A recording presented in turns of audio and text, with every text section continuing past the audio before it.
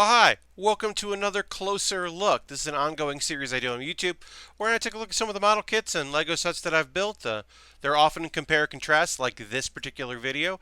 We're looking at the Sandrock from Gundam Wing. We have two Sandrocks here. We have the 1/100 scale Master Grade Sandrock, which is from 2011. It is a re-release of the late 90s kit.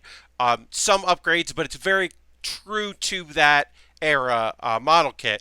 We also have, this came out in 1998. This is the Endless Waltz High Grade of the Sandrock. Now, if you don't know, Gundam Wing came out, it was a year and change television series, and then they made an OVA called Endless Waltz, and basically every Gundam in that show got somewhat of an upgrade, but also the upgrade also kind of made them seem older.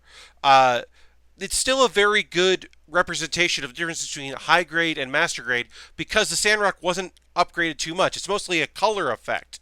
So you can look at the detailing. You can look at the detailing of the skirt and how much more pieces you'll find here in the gold. And you can see the sticker. My sticker work here isn't particularly great. But here it's pieces. The legs are always a clear indication if you're working with a high grade or if you're working with a master grade. I mean, the amount of detail, the amount of components here, the different colored pieces is pretty resounding. If I put this in front of people and said, which is the more expensive kit, I think most people will be able to say, well, this kit is. And they might not even realize that this kit technically is quote unquote newer design wise, even though this obviously released 2011. I didn't go and find the 1997 or 98 Sandrock. Also, as a master grade, it comes with the weapons and the shield. We have weapons here now. I do like this see-through. I don't even know if you can tell yet that this is see-through plastic here, which is way better than the not see-through gray. But the Master Grade does come with its own see-through, which are the heated, because these blades do heat up, and it is awesome. Both kits have the backpack. Turn over there for storage of the weapons. You can also attach them to the shield, and they can hang off the shield. And then, of course, this gun, the machine gun, which lives in the back of the Sandrock, isn't part of the Endless Waltz version. So, that popped off. Because of course it did, because I'm not showcasing this gun, but yes, this part pops off, and that's not fun. I will fix that off stream, or off recording, I should say. I'm using my streaming setup, so that's why I said streaming when I meant recording. But yeah, it really just comes down to detail. There's a lot of stickers here. These pieces here, this is sticker work. These are pieces of plastic.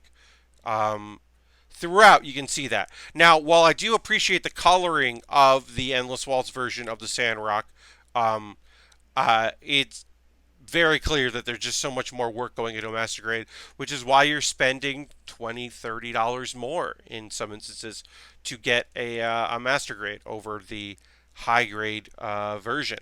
High grades are a great starting point. This is a sticker here. This is plastic. I mean, that's the case. You're going to do a lot of stickers in a high grade to get a lot of your detailing done. And then there's also details that just aren't there. They're just missing. Overall, I will say, obviously, because it is the Sandrock has a high grade, but because it's from Endless Waltz, it does come with the cloak and the shielding, which is part of the show and part of its gimmick. And the cloak is cool. It's not cool enough to justify getting this over this.